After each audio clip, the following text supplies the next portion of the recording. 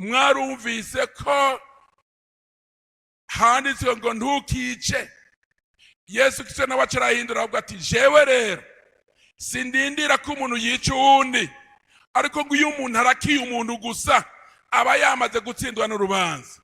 Ati kandi iyo umuntu abwiye umuntu ngo wagipfuwe, ngo wakijujuwe, aba yamaze gushikirwa no gutabwa mu muriro wa Gehenomu.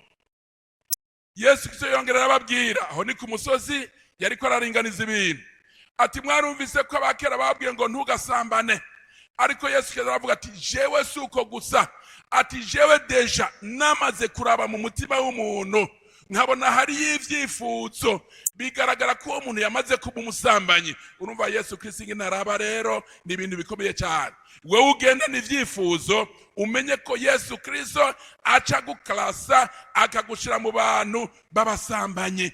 Yesu ashimwe. Nongeye kubaramutsa mu izina rya Yesu Kristo. Turashimiye Imana cyane kuba turi mu ngoro y'Imana. Twebwe turiko turabaraba twicaye ino, muraryoshe cyane kuraba. Umwami abahezagire cyane, kandi mwese mwazanywe no kumva ijambo ry'Imana. Haleluya. Ndabizi mwese mwaje hano ti muri kino gitondo cyo kuri uno munsi w'Imana nze kumva ijambo ry'Imana. Turashimiye abaririmbyi baheje kutwigisha, kandi mutwigishije neza. Umwami abongera umugisha cyane. Umwami abahezagire cyane. Je ndakunda abaririmbyi nama nakivuze. Indirimbo nizo zandeze, nizo zangejeje hano. Hajya umaze kwinjira muri korali ca wigumiramwo, iyo korali izokurera kandi izogukuza. Ndanezerwa abaririmbyi bariko bararirimba Imana. Twumvise ngo mpwemu yera, ngo umuriro wa mpwemu umaze kwaka. Haleluya. I Yerusalemu abigishwa ba Yesu Kristo barorereye bariko barasenga iminsi 10, mpwemu yera aramanuka. Haleluya. Ngo bazabona ngo ibirimi vyigamanije hejuru ku mitwe yabo, bica bigaragara ngo mpwemu yera aramanukiye ku ishengero ryayo. Mpwemu yera ni waturongoye, tugerageza uburyo bwose wumve ko mpwemu yera yamaze kuronka ikibanza kinini mu bugingo bwawe. Mwama duhezagire cyane. Haleluya.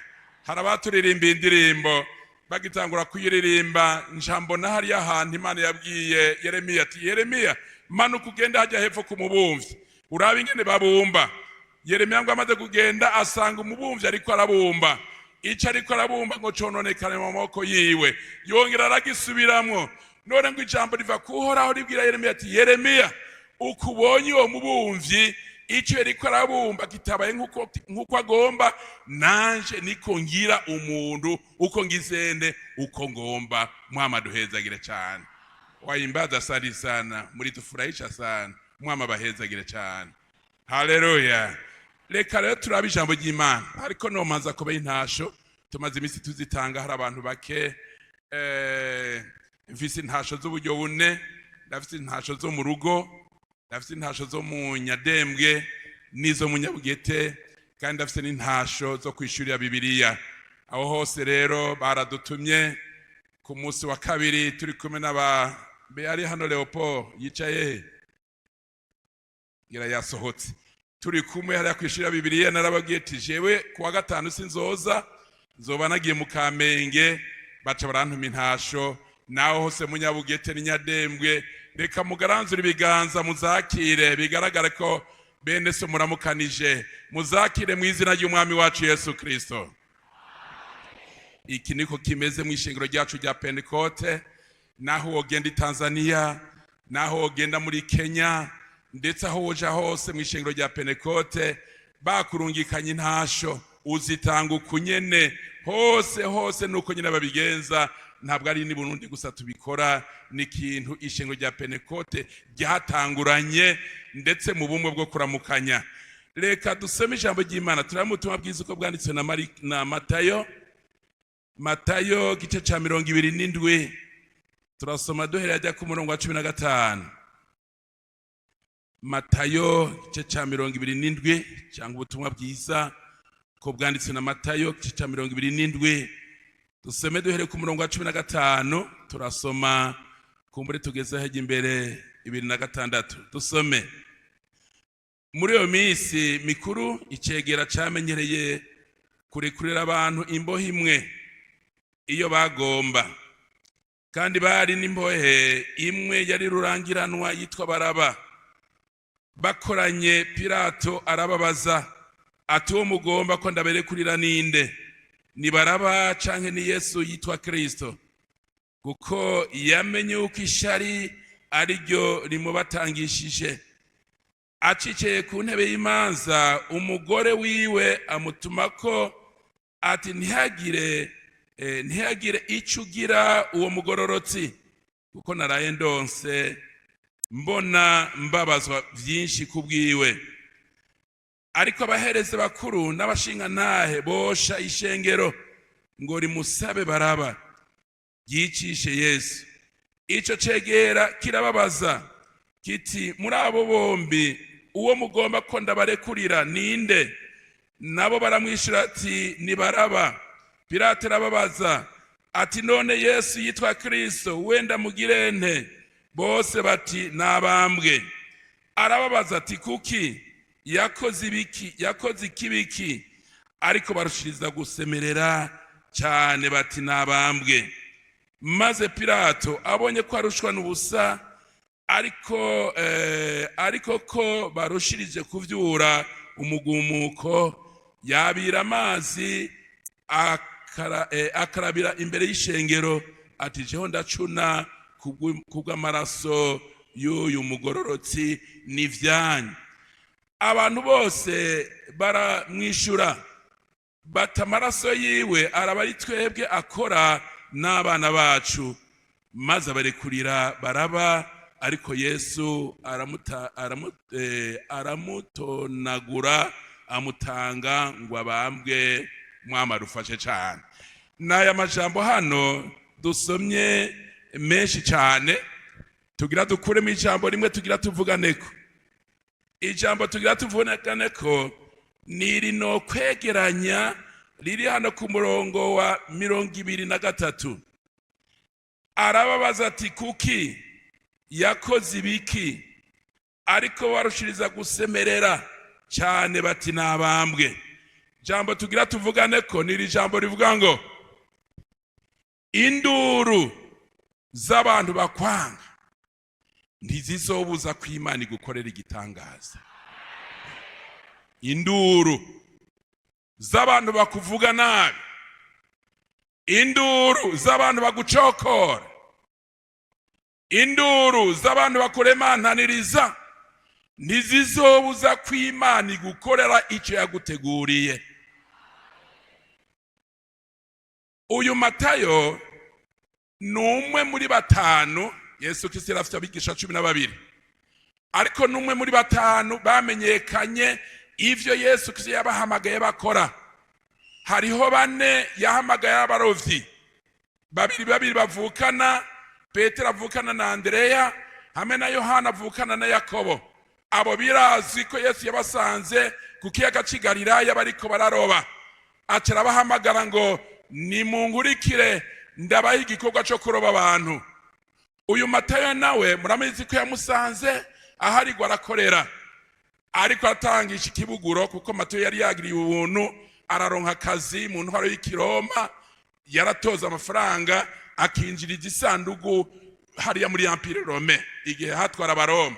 Kuko Yesu Kristo igihe hari hano mu isi, ndetse Yesu yavutse hatwara Abaroma, arinda apfa kuko yahamaze igihe myaka 3 n'igice, icyo gihe hatwara Abaroma.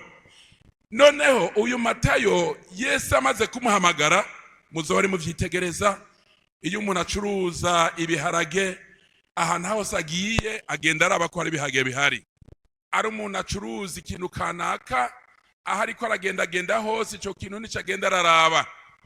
Uyu Matayo rero kuko yakora mu mahera, hano muri kino gitabo ciwe yaranditse mu byo yaranditse ku mahera cyane.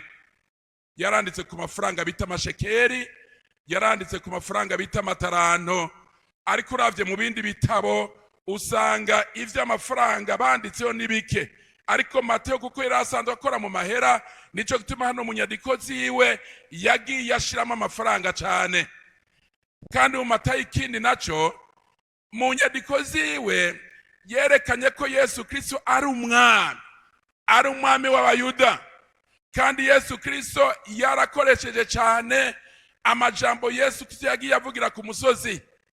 Ajya amajambo dusomye mu gice cya 5 gushika ku gice c'indwi, aho yerekanye abahigwe, aho yerekanye ko abakristo ari umunyu w'isi, aho yerekanye yuko abakristo ari umuco w'isi, aho Yesu Kristo yaringanije ivyagezwe. Kuko hajya haravuga ngo mwarumvise ko handitswe ngo ntukice.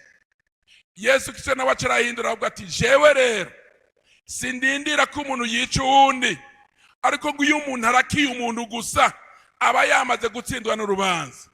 Ati kandi iyo umuntu abwiye umuntu ngo wagipfuwe, ngo wakijujuwe, aba yamaze gushikirwa no gutabwa mu muriro wa Gehenomu.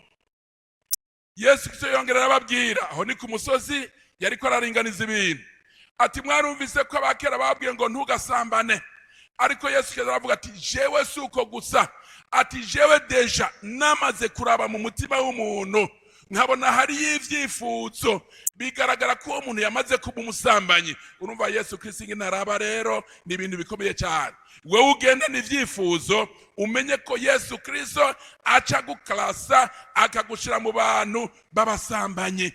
Nico gituma ikintu c'icifuzo n'ikintu cyo gusohora mu mutima kikavayo kugira ngo Yesu Kristo akubonemwo ubugororotsi. Mwama dufaye cyane. Aha twasomye twabonye, singomba kubabwira ivyo gupfa kwa Yesu Kristo, ariko niho twabisomye. Twabonye ngo muri iyo minsi uko vyagenda, urabona Isirayeli yatwagwa n'Abaroma, yari mu ntwaro y'Abaroma. Murabizi Yesu Kristo amaze kubwira abigishwa biwe ngo maze akoranye nabo arabihanikiriza ngo ntibava i Yerusalemu, atariko mugende murorera isezerano rya data. Aba bacaramubaza Abisirayeli ngo none ugomba ugarukane intwaro y'Abisirayeli, nico bari bahamiye. Ariko Yesu arababwira ati oya, si vyanyu kumenya ivyo bintu. Nico gituma rero hano ngo mu minsi mikuru abayuda bakora, Abaroma baragerageza kwikundiriza Isirayeli, nk'iminsi mikuru ya Pasika cyangwa n'iyindi minsi mikuru kanaka, ngo Pilato, kuko niwe ari cegera ca Kaisari, Pilato yaganza i Yerusalemu, niwe yarafite ijambo rikomeye ngo bama barekura umusumu umwe umuntu wafunzwe kugira ngo bigaragare ko bifatikanije n'Abisirayeli muri urwo rubanza rw'umunsi mukuru bafise. Ico gihe rero biza gushika kuri iyo Pasika, Yesu Kristo bamaze kumufata. Pilato acarabaza ati bo harageze ko turekura umuntu umwe mu Bisirayeli, mbega muragomba ko turekura Yesu Kristo canke muragomba ko turekura uyu mugabo Baraba?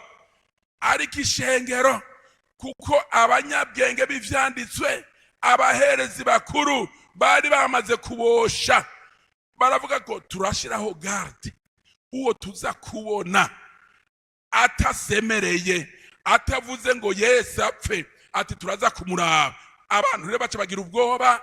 Niho Pilato yababaza ati mbega muri aba bose babiri mugabo dusubiye inyuma, hajya uwawe atamba neza ukaryoherwa, iyo uwawe atamvye nabi naho urababara. Ariko muka Pilato, kuko yarazi ko Yesu ari umugororotsi, bica biramwinjiramo mu ndoto, acararota, bashinga ntahe turi ngaha, twese turi hano, madami wabo akaguhanura ikintu ciza uracemera. Haleluya. Akaguhanura ikintu ciza uracemera. Iyi Bibiliya yacu dufise turabona abashinga ntahe abadamu babo babahanuye ikintu, ico kintu baragikora neza kabisa, baravuga ati nukuri madamu muhanuye neza. Mu isezerano rya kera mu gihe ca Elisa ariko arakora ibikorwa vy'Imana, yama aca kumuhana, uwo muhana yama urenganira ko n'umukozi wiwe. Kandi ico gihe Eliya yagenda na gasakoshi, abakozi b'Imana hajya mu isakoshi yabo nta kindi kiriyo. Hariyo igitabo na Bibiliya, hariho Bibiliya n'ibitabo bibiri vy'indirimbo, iki Kirundi hamwe n'iki Giswahili. Eliya ariko ararengana, umukenyezi w'umunyashune mu kazi arabwira umugabo wiwe ati Mutamu, uyu mukozi w'Imana yama ariko ararenganira ngaha, nukuri araruha, none ko yamaca hano, enda turabe ingene tumwubakira inzu hariya hejuru, ndetse umukozi w'Imana tumushirira icumba hejuru, dushireyo n'itara n'uburiri n'intebe n'imeza nziza n'itara, ibikenewe vyose hariya barabishirayo. Abibajije umugabo wiwe, umugabo ati madame, ugize neza cyane, icyo ni igikorwa cyiza. Baca barabikora. Elisa ngo yamaruhukira aho hantu. Iki gihe ca Yesu Kristo naco, Pilato niwe yari afite ijambo rya nyuma kuri Yesu Kristo. Acicaye ku ntebe y'imanza, azabona abantu baje barirukanga, baramubwira ati yewe Mutamu, mu cyubahiro cawe umupfasoni muhira aradutumye ati wirinde uwo mugororotsi mu kumucira urubanza, nuhuruduke. Pilato acumva impanuro za madame wiwe, sifa kwa Mungu, yumva impanuro nziza, acarababaza ati mwe mwabagabo mwe musemerera, aba babiri mugomba ko ndekura nde hanyuma hakabambwa nde? Abantu barasemerera ati twabivuze kera, tugomba kurekura baraba yitahire, uwo Yesu Kristo nawe nabambwe. Ishengero risumba hano bose barasemerera ngo nabambwe. Nahindura uzoba nyinshi gute muntu w'Imana, muririmbyi uri hano, Yesu Kristo yaguteguriye cyose uzorinda kugishikako. Nahindura uzoba zimize gute? Mwama dufashe cyane. Pilato aravuga ati nta ngorane. Pilato aravuga ati jewe munzanira amazi nkarabe, urabe kwikwegera amaraso y'abantu. Abayisirayeli bose, abayuda bace barasemerera ati ivyo uriko uravuga ni bito, amaraso y'uwo muntu aradukora, bona abana bacu bakwegera uruvyaro rwabo ibara. Ntivyatevye mu mwaka wa 70 abayuda barondera kwikura mu maboko y'abaroma, birabata kuwa amazi. Ico gihe umukomanda w'umugenerali yitwa Tito acarasambura Isirayeli yose. Urusengero rwari rwubatswe na Herode Rogra ararusambura rwose. Abisirayeli barangara kuko niwo bisabiye ngo amaraso y'umugororotsi aradukora bene uruvyaro rwacu rwose. Umwami adufashe cyane. Nico gituma kenshi mu vyo umuntu agenda avuga aritonda, ntahabwe, asezerana isezerano rikomeye cyane. None tunyarukije, mbega induru zishobora kuzanana hehe? Erega induru zirashobora kuzanana mubo wagiriye neza. Reka dusome ahanyene Matayo igice ca 4, dusome hajya ku murongo wa 23. Matayo igice ca 4, turabe kenshi induru iyo zizanana. Bwa mbere tubonye ngo zizanana kubo wagiriye neza. Reka dusome hano 4:23. Havuga ngo Yesu agenda yigisha kiza abagwayi. Yesu agenda i Galilaya hose yigisha mu masinagogi yabo, ababwira ubutumwa bwiza bw'ubwami, akiza indwara n'ubumuga bw'uburyo bwose mu bantu. Inkuru yiwe ikwira Siriya hose, bamuzanira abagwaye bose batewe n'indwara zitari zimwe n'ibibasheshereje, n'abinjiwe n'abadayimoni, n'abagwaye intandara n'ibimuga, arabakiza. Kandi ishengero ryinshi riramukurikira bavuye i Galilaya ni Dekapoli ni Yerusalemu ni Yudaya no hakurya ya Yorodani. Umwami adufashe cyane. Aba bantu wumvise ibyo Yesu yabakoreye. Yesu amaze gushika hano mu isi, ivyize yakoreye abantu ni vyinshi cyane, ndetse kino gitabo ca Yohana kirerekana ngo ibitangaza Yesu yakoze, ibintu byose yakoze, ngo iyo vyandikwa vyose bikandikwa, ngo niho bonetse aho kwigwa ibitabo birimo ivyo Yesu Kristo yakoze vyerekana ko yakoze ibintu byinshi cyane. Yesu Kristo yarakiza abantu, yaragaburira abashonje, eka ibintu byose bikenewe yarabikora ku bantu. Ariko nurindira umunsi ushitse, abanyene yagiriye neza, abanyene yakijije ingwara, abanyene yagaburiye, abanyene yirukanyemo ibisigo, yirukanyemo abadayimoni, aba yakijije imibembe, aba yamuguruye, nibo bafatikanije n'abashebuja b'abaherezi bakuru, barasemera ngo Yesu nabambwe, nabambwe. Ega none munsi birashobora gushika umuntu akagira neza abantu, akabagirira neza, ariko hirya y'ejo ugasanga wa muntu wagirira neza niwe ariko arakugambanira, niwe ariko aragenda kuvuga nabi. Hari igihe kenshi mpora iyo ndiko ndahanura turi mu gwaruka cyangwa abanyeshuri, hari genda bahanura ndi emwe bana, nukuri murabona amashuri menshi ari Bujumbura, ateragiye ushobora kuja Bujumbura ugasaba indara ahantu, ati rero maze gusaba indara ahantu, aho hantu bakaguha indara, ati rero igihe uzoheza amashuri aho hantu bakugaburiye bakakurerame imyaka 3 imyaka 4, uragenda ubavuga neza, uragenda ushinga intahe ko abo bantu bakugiriye neza. Ariko harabonekamwe abana bamwe bamwe usanga baca bagenda baravuga nabi aho hantu babagiriye neza.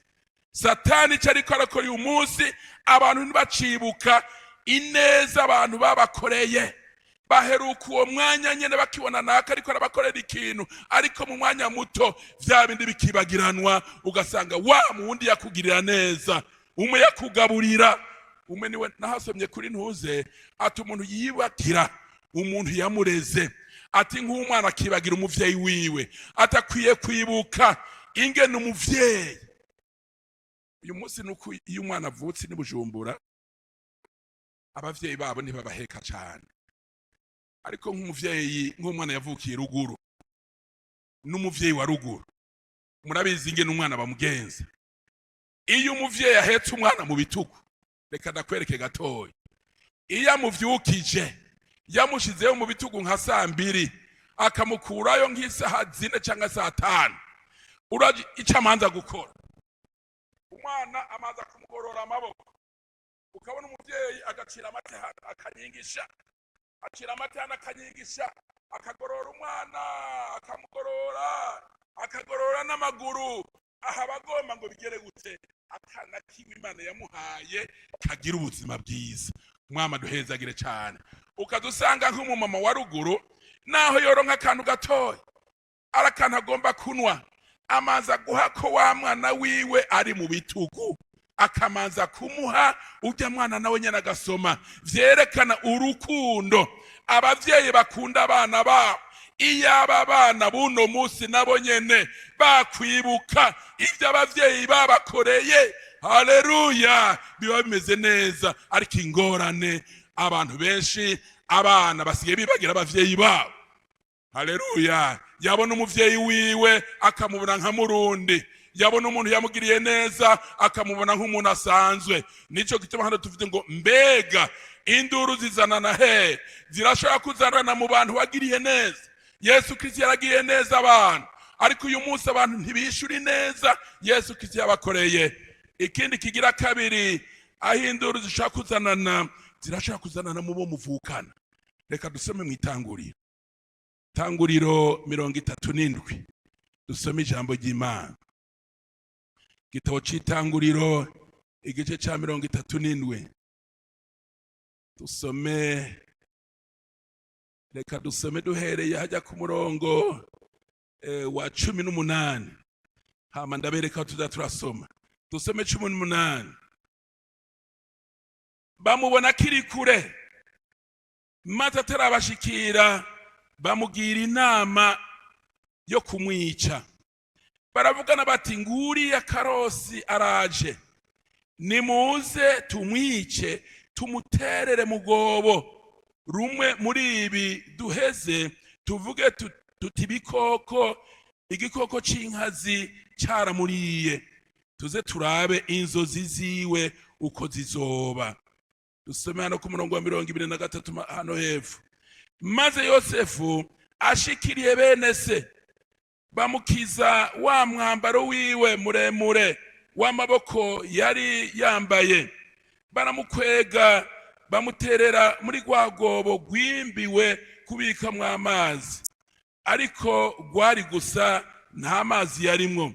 Baraheza baricara ngo barye, bunamuye amaso babona igugu ry'abashimaheri bavuye igeriyadi, bari n'ingamiya ziremetse imibavu n'imiti yo gusomora n'isenga.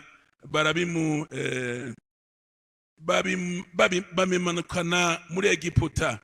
Reka dusimbe kuko n'amajambo maremare, dusome hariya ku murongo igice cya 41, dusome ku murongo wa 37, 41 ku murongo wa 37.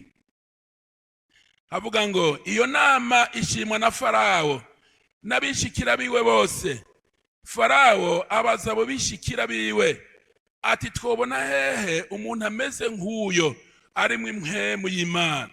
Farawo abarira Yosefu ati kw'Imana ikweretse ivyo vyose, nta wundi munyabwenge w'umuhanga muhwanye.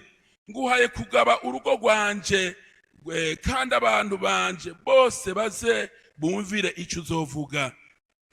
Ico uzovuga ku ngoma yanje yonyene niho nzogusumba. Kandi Farawo yungamwe abarira Yosefu ati raba nguhaye kugaba igihugu cose ca Egiputa. Nuko Farawo aca yiyambura impeta iri kw'ikimenyetso yo ku rutoki rwiwe, ayambika Yosefu ku rutoki, amwambika n'impuzu zera nziza, amwambika n'umugufu w'izahabu mw'izosi, amuha kugendagendera mu mukogote wa kabiri kuwiwe. Bakagenda barasemerera imbere yiwe bati nimupfukamire. Nuko amuha kugaba igihugu cose ca Egiputa. Vuga ati amina. Uyu muntu yari afite abo bavukana. Uyu ni wa musore Yosefu. Yosefu aranezera cyane. Uyu musore Yosefu ngo mu buto bwiwe ntiyigeze na gatoya akora icyaha, kuko hano ku murongo wa 37 uhereye ajya ku murongo wa mbere niho habitwereka neza. Havuga ngo Yosefu aba mu gihugu se yabayemwo ari inyambukira, nico gihugu c'i Kanani. Ivy'uruvyaro rwa Yakobo nibi: Yosefu amaze imyaka 17 yaragirana umukuku na bene se, kandi yarakira umwana kuri bene Biruha na bene Zirupa bakase, kandi yama barirase inkuru z'ibibi bakora. Urumva Yosefu yabaye umwana mu buto bwiwe agororotse, arakura ageze mu myaka 17. Urumva ko yaragirana, kuko Yakobo mu ncamake bajya abana 12 yabavyaye ku bagore 4. Yabavyaye ku bagore biwe 2, Leya na Rakeli. Noneho avyara no ku nshoreke zabo. Leya yarafite inshoreke yitwa Zirupa, hama Rakeli nawe yarafite inshoreke yitwa Biruha. Abo bose rero bajya abana ba Yakobo 12, bamwe bavuka kuri Leya, bandi bavuka kuri Rakeli 2, n'abandi bavuka kuri Biruha, n'abandi bavuka kuri Zirupa.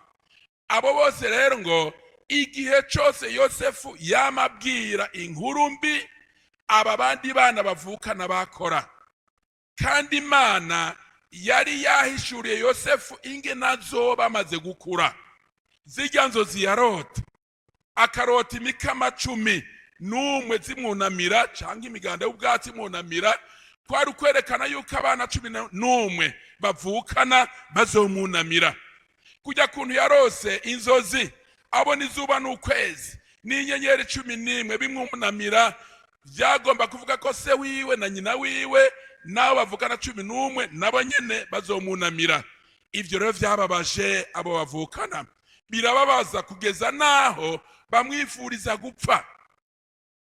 Kandi Yosefu yagiye akiri ikiganza ciza, naho bamutwaye muri prison, yashika muri prison akabura yashika ari umutware aganza muri yo prison.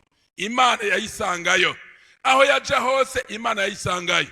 Ariko umunsi uri izina agemurira bene siyo bari kuragira. bamubonye barasemerera baca baje inama bose ati ngaka jya kagahungu ngaka jya karaje. Haleluya. Tukagira inama tumwice ndetse turabaho muterera tuvuge ngo igikoko c'inkazi caramwishe. Urumva bariko baramugira inama, ariko naho bamugira inama Imana nayo yari kiramugira inama nziza. Mama dufaye cyane, abantu baraca kugugira inama mbi ariko Imana ikagugira inama nziza. Mama dufaye cyane, abantu bakakuvuga nabi mugabo Imana nayo ikakuvuga neza. Ico gihe bamubonye ashitse baca baravuga ati bo sawa ngujya wa muhungu arashitse enda ndabereke. Baravugana bati yemwe muko umwana mukuru hajya kenshi yamagira impuhwe.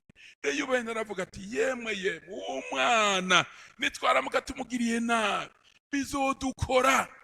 Mugabo Yuda nawe kuko yikundira amahera aravuga toya reka tumugurishe n'aba bagabo bo muri Egiputa bariko baramanuka.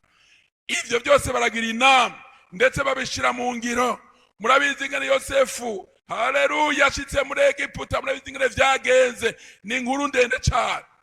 Aronse akazi k'ububoyi, muri ako kazi k'ububoyi ahahurira n'intambara. Iyo ntambara Imana irayimukiza. Hageze igihe urabona ngo zanzo ziyarota z'inka zivyibushe n'inka zinanutse, ingano ziri n'intete n'ingano zitagiramo intete, ivyo byose birabura ingene mu Bisirayeli babisobanura. Ariko Yosefu wa wundi atwaye amabanga b'Imana, haleluya, ku munsi wa kane twavuga ijambo ry'Imana rivuga ngo umumarayika w'Imana agenda ashagaje impande zose z'abantu bubaha Imana. Ese cyompa twese uko turiko turarabana hano tukaba abantu twubaha Imana, aho uko tungana abamarayika baducungereye ni benshi cyane bahagaze ngaho nitubabona n'amaso yacu. Twarababwiye yuko abamarayika ntibagira umubiri, abamarayika ni mpwemu, ariko birashobora gushika abamarayika Imana igatuma bagira umubiri.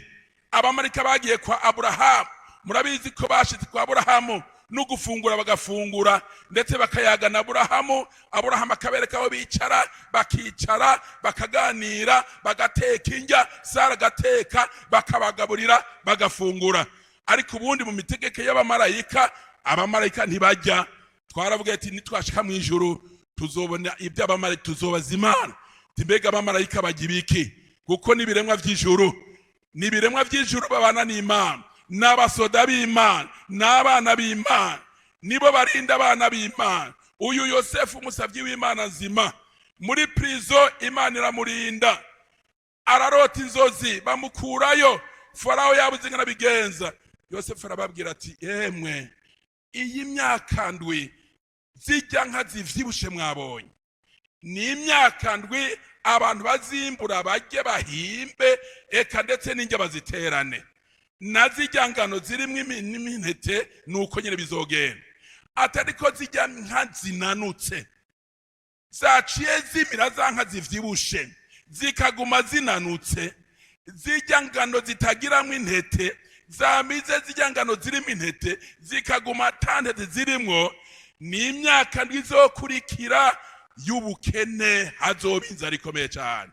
Ati rero nyaguhora ku ngoma, Farao araha icubahiro Yosefu, Imana iguhaye icubahiro nta noma kikwaka. Mwama duhezagire cyane. Farao aha icubahiro Yosefu ngo nyaguhora, ngo tubwire. Yosefu aravuga ati no, jewe sije ngoma ndabivuge, ni Imana igomba gusobanurire ibizoba mu gihugu. Ico gihe rero urabizi ngene vyagenze, turi kuri iri jambo, abo bavukana baramugiriye inzigo, barasemerera ngo apfe aveho, ariko Imana imutegurira ibindi. Ashitse muri Egiputa baramusohokana, ati uyu muntu rero niwe munyabwenge tubonye muri Egiputa, niwe arimwe impwemu y'Imana. Ndabifurije impwemu y'Imana ibe muri mwebwe. Mwama duhezagire cyane. Muri Egiputa barondeye umuntu arimwe impwemu y'Imana.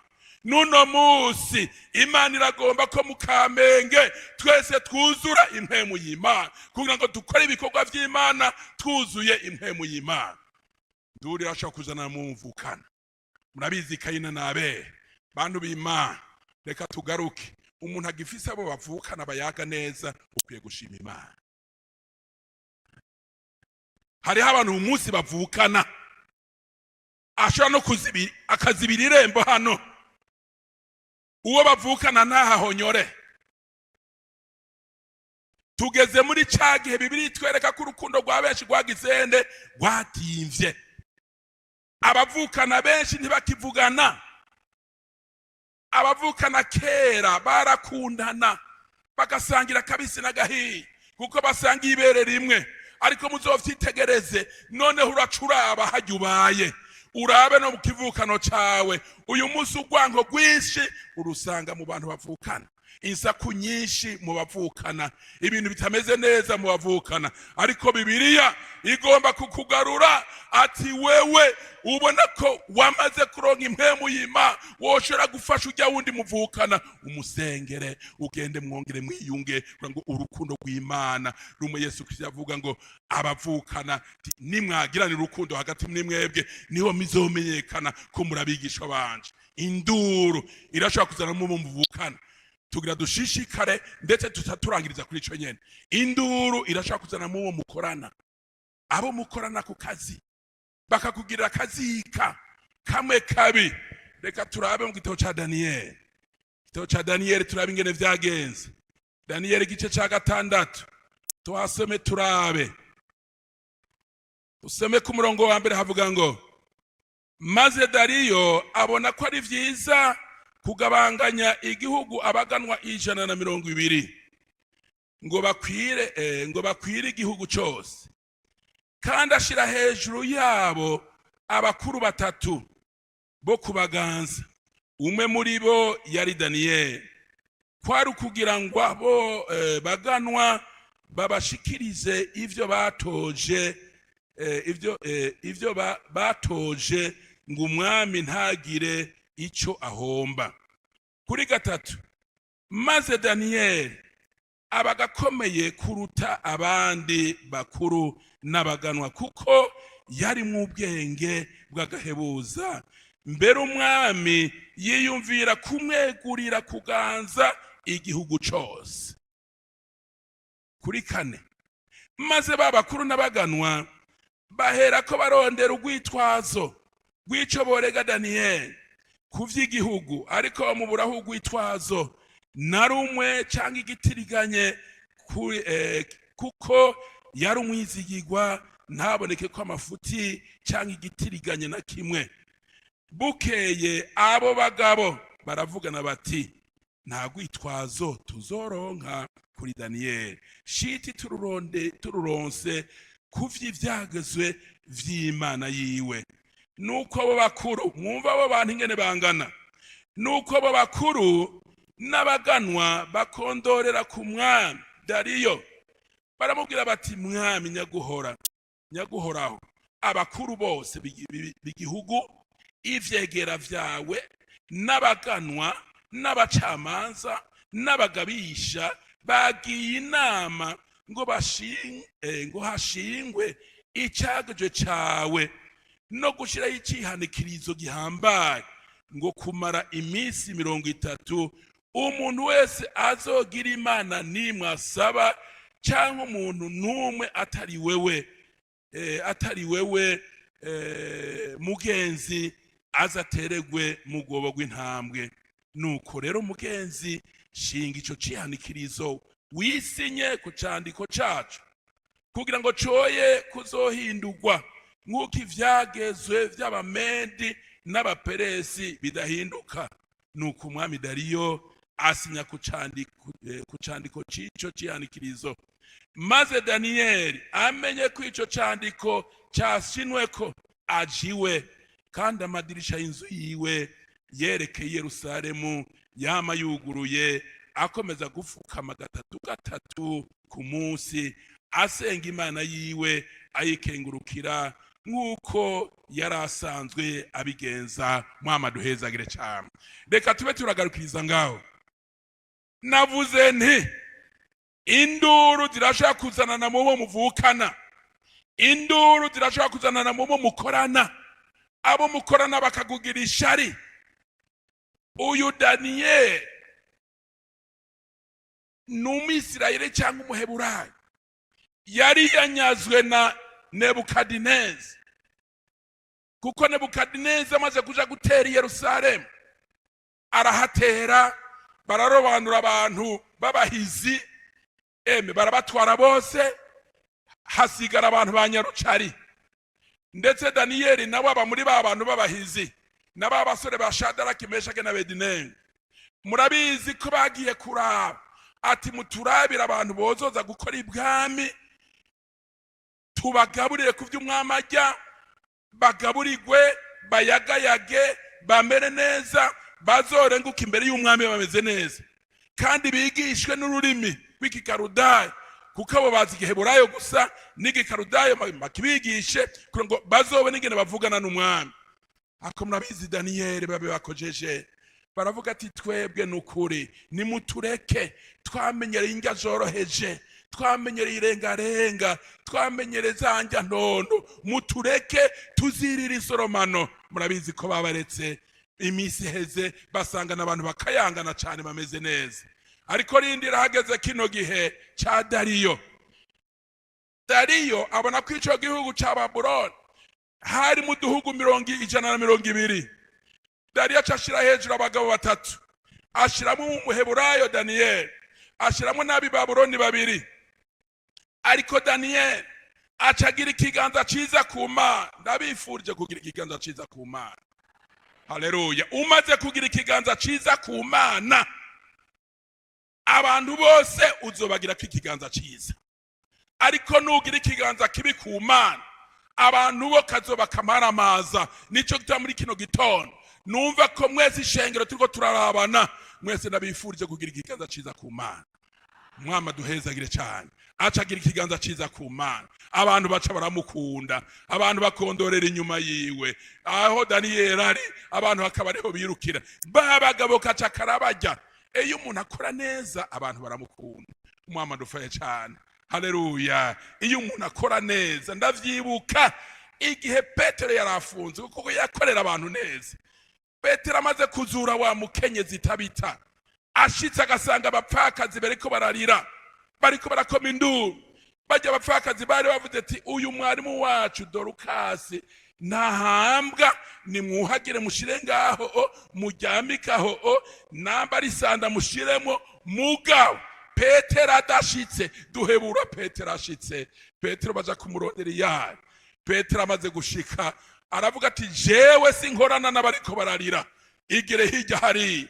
Petero aragenda, nuriya muvyimba ntiyawuravye, yahindukiye inyuma aramaga ati Tabita vyuka, sifa kwa Mungu. Uwari yapfuye acaravayo, acarazuka, baraganira. Azabona babantu hanze, Petero na Tabita basohotse bariko barayaga. Petero avuga ati nguyu umuntu wanyu ni muzima, umwama duhezagire cyane. Nico gituma hageze igihe wa mugabo Herode Agripa, kuko ba Herode bari uburyo bwinshi cyane. Iyo dusomye Mateo 2 igihe kivuga rya Yesu Kristo tubona Herode. Iyo tubonye umuntu yaragiye kwica Petero tubona Herode. Iyo twumvise ngo wishe Yohana umubatizi tubona Herode. Bajya ba Herode rero hajya baranyuranye. Uyu yagombye kwica abana babi, yisha abana i Betelehemu, nuwo bita Herode, hariko agasirino bashira korogla, Herode Rogra. Kandi uyu yakoze ibikorwa byinshi cyane. Nuru rusengero rukomeye cyane niwe yagubatse hari Yerusalemu kuri wa musozi Moriya. Uwundi Herode yagombye kwica Petero nuwo bavuga Herode Agripa. Uwishe Yohana umubatizi nawe nuwo bita Herode Antipa, ariko bose bakoresha Herode. Uyu Herode Agripa sasa nawe afata Petero, ndikurira ijambo muntu w'Imana, icyiza ukora kizogushira imbere, icyiza ukora Imana izogihagararako, icyo cyiza kigutabara. Haleluya. Nico gitanga ukwegera gukora ivyiza. Mama dufaye cyane. Amaze kumufunga, ishengero riravuga ati Petero agapfa karabaye, twese tuca duhunga. Petero mukabona arapfuye, kuko barabona ibintu Petero abakorera ko ari ibintu bikomeye cyane. Ati mukabona Petero arapfuye karabaye, bace baje imbere y'Imana barasenga, barabwira Imana ati Mana, Petero ntapfe, Herode ntamwice, raba yaraye yishe Yakobo, nubwo Petero havapfa. Ariko Imana murabizi ingene byagenze, ku munsi wa gatanu twabivuganye, Imana yaciye hamagara umusoda, umumarayika wiye ati genda hajya muri rya prison. Umumarayika arashika arakoma Petero, amukorako gusa, iminyoro irakoroka. Petero yari mu gatiro ntiyamenye ibibaye. Umumarayika mugati ngiro tugende Petero, baragenda zimagurika, ariko ngo bashitse hagufi yaho bariko baramusengera, umumarayika arigira. Petero akenge kagarutse acamenya ko Imana arimukijije. Umwami aduhezagire cyane. Haleluya. Ndabifurije gukora ivyiza. Ivyiza naho bo gukomera induru, ukundanye n'Imana, ukorera neza Imana. Musi umwe umukuru w'abasoda yari afise umuhungu yagwaye, umukozi agwaye. Noneho abona Yesu ariko arakora ibikorwa, arabwira ati emwe mutabara mumumbwirire aje kunkiriza kana kanje karagwa. Mugabo nyamukuru aravuga ati vyavyo byose yeme eka nagomba avuga ijambo rimwe gusa. Noneho ba Petero abigisha ba Yesu ati kandi ga Yesu, uyu muntu uyu mukuru ni sinagogi yacu dusengeramo, niwe yayitwubakiye. Uwo mwana we uwo mukiza, uwo mushumba we uwo mukiza. Yesu yumvise ko uwo mukuru yubatse urusengero aho abantu basengera. Erega muri ako byanya nyene yaciye ashima ati bana, uyu musoda uyu mukuru nukuri mu Bisirayeli niyo nkibona umuntu afise ukwizera gukomeye cyane. Kubera iki? Arafise ivyizeri yakoreye Imana. Tugaruke Daniyeli acakora ibishimwa. Baravuga ati reka turaba amategeko y'igihugu. Daniyeli yoba yarakosheje. Barasoma mu bitabo, bararaba muri vyose, basanga Daniyeli ahubwo mu gihugu niwe muntu agendera ku mategeko gusumbya abandi. Mwama dufaye cyane. Baritegereza, bararaba, baragira sirete ati abantu boba hari ico bazi kuri Daniyeli. Yavuze nabi igihugu, yavuze nabi leta, barabura ijambo na rimwe. Baca barasubiranamo ati bo uyu mugabo rero ko binaniranye ko by'igihugu, reka tumutegere mu vyo byagizwe vyabo, tumutegere mu vy'Imana navyo. Daniyeli tahoho munshiziye iwacu. Baca barabwira umwami, baramubesha ba bantu biwe ati bo mwami turagombuje hejuru y'abandi bose, abantu bagusenge 30 jours bariko baragusenga, sinya. Hari ikintu cyagiriye nabi Adamu na Eva. Satani yabahenze ngo nimwakijyako Imana yabahenze. No, nimwakijyako muzoca mugira ubwenge nk'Imana. Kenshi abantu benshi hari gakunda kuba hejuru. Noneho Dariyo yumvise ngo nukuri abantu bagira bagusenge bisi 30. Dariyo atafata ikaramu arakubita sinyati kumbe ntiyamenya ko bamuteza umutego. Uraba abantu Babuloni yose, abantu bari bahari babakuru twasoma haje barondera umuntu umwe, baca bagenda kubesha umwami asinyira ibitari ivyo. Kumbe mu nyuma ni umwami yabitahuye ati karabaye karabaye kabisa. Yo nsinyiye Daniyeli ko ari watabwa mu mvuto. Babantu baramuga ati wasinye wahejeje, urazi ivyo abamedi n'abaperesi ntibisinyugwa, wasinye kabaye. Umwami adufaye cyane. Ariko turabizi ijambo ry'Imana ritwereka ngo umwami arabwira Daniyeli, Dariyo arabwira Daniyeli ati ewe nta ngorane, je nasinye mugabo ya Mana yawe sifa kwa Mungu, ya Mana yawe ukorera irashobora kugukiza hariya hantu. Daniyeli bamushira hariya, ya Mana yiwe. Haleluya. Daniyeli kwa kwizera kwiwe guca kuramwereka intambwe yo mu muryango wa Yuda kwigira imutange kururukira muri za ntambwe za Dariyo. Ntambwe y'umuryango wa Yuda ni Yesu Kristo. Yesu Kristo afite amaperasyo menshi cyane. Urashobora kumwita igishitsi, ishami ryo kwishitsi cha Dawidi. Intambwe y'umuryango wa Yuda urashobora kumwita Yesu Kristo umunyanazareti. Ni naco gituma kenshi abantu b'Imana kandi mpema arakoze kubinyibutsa, turiko turasenga, turiko turavuga izina rya Yesu Kristo, dukwiye kuvuga Yesu Kristo tukamuha titire yiwe. Turiko turasenga tukavuga ati ndabisenze mu izina rya Yesu Kristo, swati umunyanazareti, swati umukiza wacu, cyangwa navuga ngo mu izina rya Yesu Kristo, kuko iri zina Yesu ni ry'Abayuda. Abayuda ni izina risanzwe kuri bo Yesu. Hari n'abapfumu biyita bari Yesu, hari n'abandi bitwa ba Yesu Yusito. iyo rero tuvuze Yesu gusa umenga turamukuye kwa kantu kiwe. Ni naco gituma umunsi Petero yamenya ko Yesu ari we Kristo bari Kaisariya bwa Filipo hariya ruguru muri iriya misozi ya Hermoni hariya muri source ya Yorodani. Yesu yabadukanye kwiherera bagiye gusengerayo abigishwa biwe. Yesu arababaza ati none mwebwe urabona ngo ibintu byinshi cyane, abantu ndabakiza, abantu ndabagaburira, abantu ndabagira neza, abantu banyita nde? Ba Petero baravuga ati yemwe abantu twumva bakwita Yohana, abandi bakwita Eliya, abandi bakwita uvugishwa n'Imana wa kera. Mbe urazi gituma abantu bamwita Eliya nuko Eliya yazuye umuntu yapfuye bakaza barabona Yesu Kristo na wazura bapfuye. Igituma bamwita Yeremiya nuko Yeremiya yari umwigishwa w'amarira, yama ariko ararira bakabona na Yesu arakunda kuzararira igihe yarira Yerusalemu, igihe yaragiye kuzura Lazaro. Baca baravuga ati nta wundi niba bavugishwa n'Imana ba kera nabanyene. Mugo Yesu arababaza ati none mweho munyitande? Erekana bo nyene ntibamusobanukirwa, ariko Petero kuko yarabangutse kwishura haramanika ukuboko ati namanishura vyiza cyane kandi ni kumunyeshuri bimeze. Banyeshuri muri ngaha muzohore mumenyereza urutoki rwawe kurwanya kurumanika vuba vuba. Namwe uzokwishura bibi basi umenyereza ururimi rwawe kandi wikure mu bwoba. N'ahandi ugumuce ugira uzomara n'ukwezi kose mwishura atana kimurishura. Petero aramanika ukuboko ati jengo manishure. Petero ni wishure. Petero avuga ati uri Kristo w'Imana. Yesu aramubwira ati Petero ni Imana yabishatse ko mumenyira izina ryaje ko ndi Kristo. Sifa kwa Mungu. Kandi rero Petero ndaguhaye kado kumenyera izina kuri wewe uba rutare, kuri wewe nzokubaka kwishengero ryanje kandi amarembo y'ikuzimu ntazorishobora. Ayagomba kuvuga iki? Ati Petero igishengero ryanje rizovuka niwe uzoba wa mbere kurishingira nta kuvuga ivyabaye muri iryo shengero. Umwami adufashe cyane. Hano Daniel tugaruke hahana Daniel kubera ibikorwa vyiza yakora Dariyo biramugora ariko aramubwira ati ntangorane. Kumbe Daniel yantambwe y'umuryango wa Yuda ikikorokerayo ari we Yesu Kristo buno nyene icazibira zantambwe. Kandi Daniel na mu kwizera yarabona aho Yesu ari, yarabona ko Yesu aza kumutabara akorokeye muri gwagobo. Murabizi ngene vyagenze. Ndibaza ko yakoze mu maso intambwe, ndibaza ko yazibwe ati nge dabe ni munge ndabe ndaceje Daniel ni munge turabe.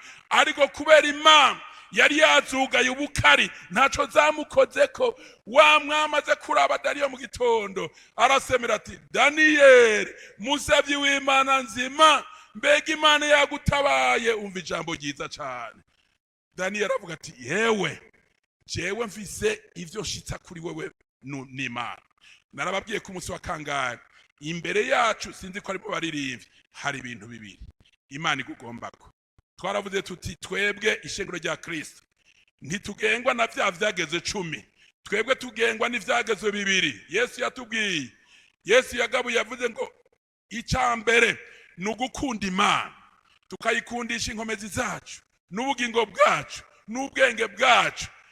Hanyuma ikigira kabiri ngo ukunde mugenzi wawe nk'ukugirane nk'uko wikunda. Nico gituma umuntu aho imbere yawe n'ibintu bibiri Imana ikuronderako mu vyerekeye urukundo. Mbega urakunda Imana, mbega urakunda mugenzi wawe.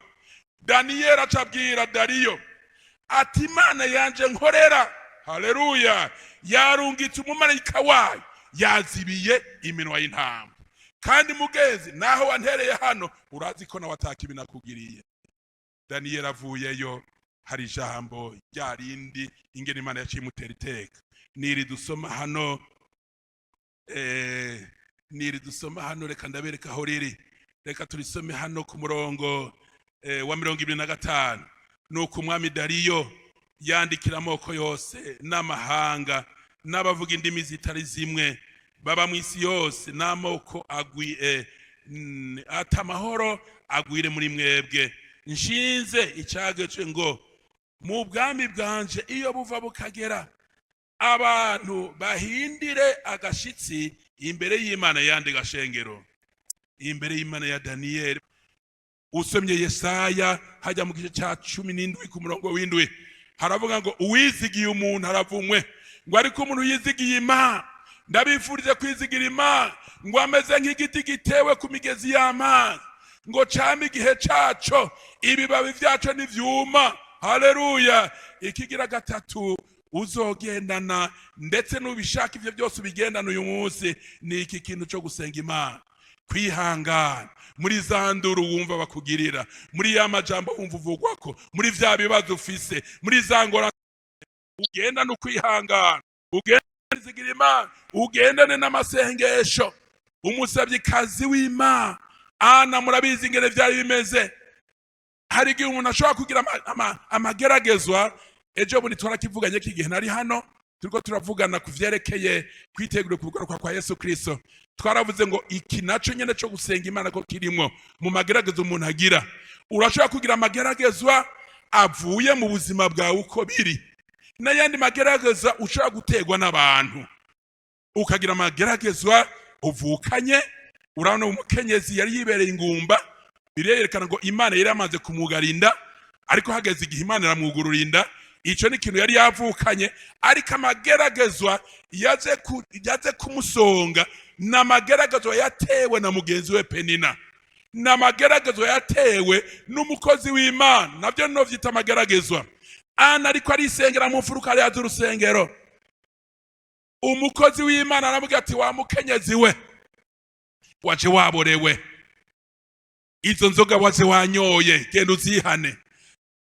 Ana yibaza ngo mwarimu wiwe yokumva akamugirira akagongwe, ariko aca aramusonga yamageragezwa yandi, aca asonga kuri ca kibazo yifiye cyo kutavyara. Mugara avuga ati naho nishimborego jewe nta nzoga ndageza mu kanwa, ndiko nditurira amajotwa yanje ku Mana. Haleluya. Penina aransheshereje, ariko aramvuma, ariko arancokora, yanyandagaje, sinkigiraho ngenda, sinkigira ico nambariye kubera mugenzanje yantesheje ingorane.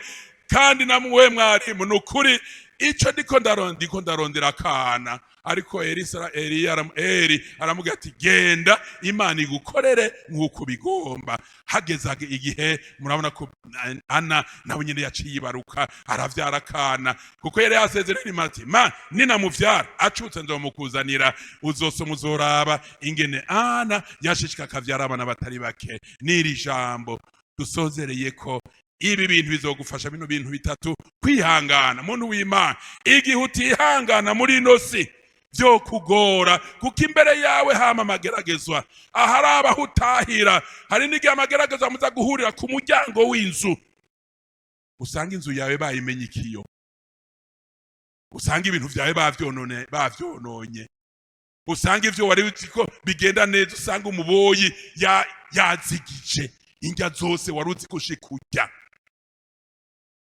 Cyo cyose nigeragezo Satani yama yazanye kwa ngo umuntu imigisha yamyemwo, ariko igikuru nuko umukristo akwiye kugenda niki kwihangana. Sifa kwa Mungu muri vya bibazo agira, akagendana kwizigira Imana, akamenya ati Imana yandemye irambona, Imana yandemye niyo nizigiye. Ikindi naco kazimazi gusenga, kuko ijambo ry'Imana twarabivuganye ngo Yesu ashika abigishwa biwe bari arabagira ngo nimusenge kugira ngo ntimuje mu mwosha mabi. Nuko niri jambo Imana yampaye ngo tusangire muri kino gitondo cy'Imana, baryumvise bakagizera, umwami abongera umugisha. Mbega hari umuntu yoba afise induru inyuma yiwe, ngwino tugusenge, ngwino ufukame uvuga ibintu bikugoye, Satani yiriga inyuma yawe, hari ibibazo bigenda bireyogora haruhande yawe, hari amagerageza mugenda muragwana, warabuze ingene uyihanganira, ngwino ufukame hano ubibwire Yesu Kristo. Yesu Kristo ari hano ngo naho induru zongana gute z'abantu bakwanga, kumbure hari abantu bakuvuga nabi warabumvise, mbega wifashe gute? We ntiwabishuye nk'uko nabo nyene bagize, cyangwa ukwihangana kwaragiye. Ngwino wakira ukwihangana, ngwino wakira ukwizigira Imana, ngwino wakira amasengesho. Uyu munsi birashika kutagisenga, n'Imana itacumva ijwi ryawe, ugomba gusenga birakwankira ugaca usinzira. Nyarukubwira Imana hano, wongere uhakira inkomezi nshasha, inkomezi zikubashisha kuba muri ino si. Iyi si udafise ivy'Imana yaguhaye bituma uyibamwo neza, isi cikugora kuyibamwo. ukamana ibintu kanaka, ukabura aho uhagarara, ukabura icyo ufata, ariko waramaze kwakira ukwihangana, naho nakagutuka uramwihanganira, naho nakakugira nabi uramwihanganira, naho nakakugira ibitari vyiza uca umusengera, naho hashe ikibazo kanaka uravuga ati je nizigiye Imana yanje gusa. Nico gituma umusabyi w'Imana Daniel yizigiye Imana. Urabona ku iherezo aravuga ati jewe naho ngiye gutererwa mu rwobo rw'intambwe, ndazi ko intambwe y'umuryango wa Yuda nja kuyisangayo, kuko hari vyinshi Imana ikubonamwo. Imana imaze kugirira imbabazi. Muhagare tubasengere. Wowe wumva ko hari ikintu wosengerwa ko ndagusabe uhagare cyangwa ufukame imbere yawe. Reka duhamagare hano mwarimu Dieudonne, mbega niyari ashikana senga Imana. Kaze. Mana data wa twese uri mu ijuru, turagushimiye cyane kubw'imbabazi zawe zama ibihe bidashira. Turagushimiye kubw'ijambo rivuzwe, turagushimiye kuri aba baryumvise, abo byagoye kwihangana, abo byagoye kwizera, abo byagoye kukugira umugenzi mu ijoro no ku murango. Ngaba baraje Mana, natwe turabasengeye, aba bose baje bashingira intaha ijuru, barahagurutse ishengero ribona, baravuze bati ntitwobisubirana inyuma, baraje munsi y'umusaraba aho bironkeka. Natwe turabasengeye Mana, turasavye ngo zambabazi, turasavye ngo ya maraso yawe yoze ico y'ivyaha byose Mana, yurukire kuri aba bene data, abagabo n'abagore, abatama n'abatamakazi, inkumi n'imisore bumviye iri jambo Mana. Turabasengeye ngo baharigwe, maze umuntu wese yaje yiganyira, maze umuntu wese yaje yarabuze ivyizigiro, akivuye aha hantu yumve amahoro atazwi n'abisi, maze nibasubira hariya mu mihana, mu macumbi yabo, mu bikorwa vyabo, mu ngendo zabo, baze bagenda ari bashasha, bambaye umwambaro wabera, bambura ubucocegwa Mana, bambitswe n'isi, bambitswe n'intege nke, bambitswe n'ivyaha bitandukanye. Ubu bambure ubucocegwa bubaveko, maze bambike umwambaro w'abaherezi. Turabasengeye gutyo mu izina rya Yesu Kristo umwami wacu, amen. Nivyo murakoze. Reka muhagarare ho nyene muri abagwaye muri mwo tubasengere. Abumva ko abagwaye tubasengere, kandi uhagarara no kwizera. Ikimuga kimaze imyaka 40 kirambaraye ku rusengero, bagiterura bakizana. Intaha ivuga ngo uyo mubona niwe yahora agwariye ku rusengero, atukwizera kwiwe yizeye Yesu Kristo gwatumye akira. Ukwizera kwawe wumve ko gushikamye. Reka duce duhamagara umukozi w'Imana hano, Pastor Claude, ashikana abasengere, abakore ku bitugu, abarambike ku biganza, abasengere Yesu Kristo abakize. Kaze Pastor. Mwami wacu Yesu Kristo, turagushimiye iki gitondo ciza, kandi indwi yose wabanye natwe. Nuhaga icubahiro, kandi igihe wagendagenda hano kw'isi uriko urakora ibikorwa vyawe Mwami. Erega byariho ivyatangira abantu ngo ntibabonye ubushobozi bwa Yesu Kristo.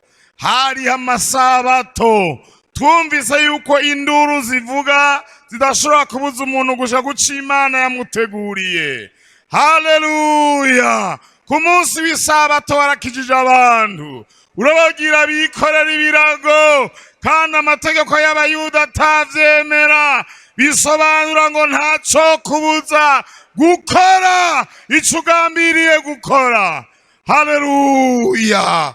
Aba bantu rero Mwami baravise ibibazo, harimo abagwaye, bandi bavise imitwaro ibaremereye mu buzima. None ko bamaze kuvuga, nta nduru, nta kintu na kimwe cyo kubuza gukora ibitangaza n'ubu. Amina, amina, haleluya. wikangurire gutabara abantu bawe mu izina rya Yesu Kristo umunyanazareti. Reka ubushobozi bugendagende mu ikoraniro, reka ubushobozi bukiza bugendagende mu ikoraniro, reka abantu batabagwe muri kino gitondo. Haleluya, turagushimiye Yesu, urakoze kugiriye neza abantu bawe, nabo bazogaruka gushinga intahe yuko wabakoreye ibikomeye. Twarabonye babandi Mwami Yesu bagarutse gushinga intahe, bakavuga bati ni Yesu niwe yatubwiye ngo twikorere. Haleluya, mu izina rya Yesu Kristo. None nabo nyene Mwami ubakire mu izina rya Yesu Kristo, ubature imitwaro yawe, bagende gushinga intahe mu gisagara yuko bahuye na Yesu mutabazi. Urakoze kubyumvise Mana, urakoze kubutabaye abantu bawe mu izina ry'Umwami wacu Yesu Kristo, amen.